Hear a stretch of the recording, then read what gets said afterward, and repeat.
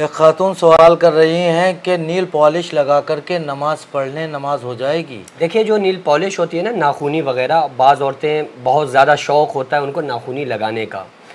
तो नाखूनी पहले देखी जाएगी जो लगाई जा रही है वो किस कैटेगरी में आती है और वो उसके लगाने से नाखून के ऊपर फ़र्क क्या पड़ता है।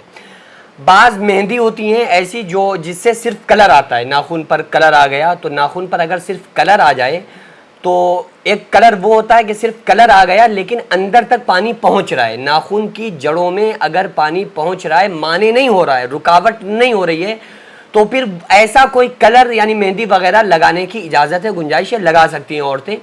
लेकिन जो नील पॉलिश होती है ना, जो नाखूनी होती है, नाखूनों पर अगर किसी औरत ने उसको लगाया और उसने नाखूनी ने नाखून के ऊपर एक परत बना दिया, चूंकि नील पॉलिश जो होती है वो नाखून के ऊपर एक परत बना देती है, जब आप उसे छुटाएंगे ना तो वो एक पपड़ी सी बन के छूटेगी।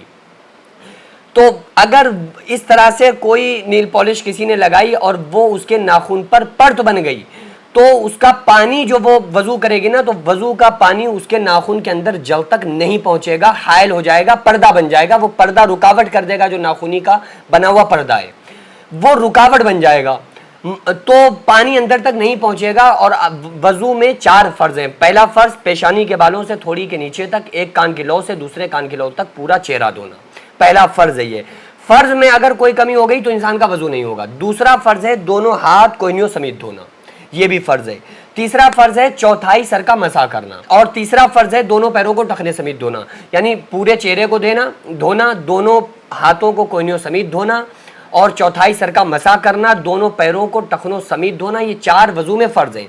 इन फर्जों की अदायगी में 1% के करोड़वें हिस्से के बराबर भी अगर कमी हो गई तो आपका वजू नहीं होगा। और आका अलैहिस्सलाम ने फरमाया कि नमाज की कुंजी वजू है, यानी नमाज की जो चाबी है वो वजू है और जन्नत की कुंजी नमाज है।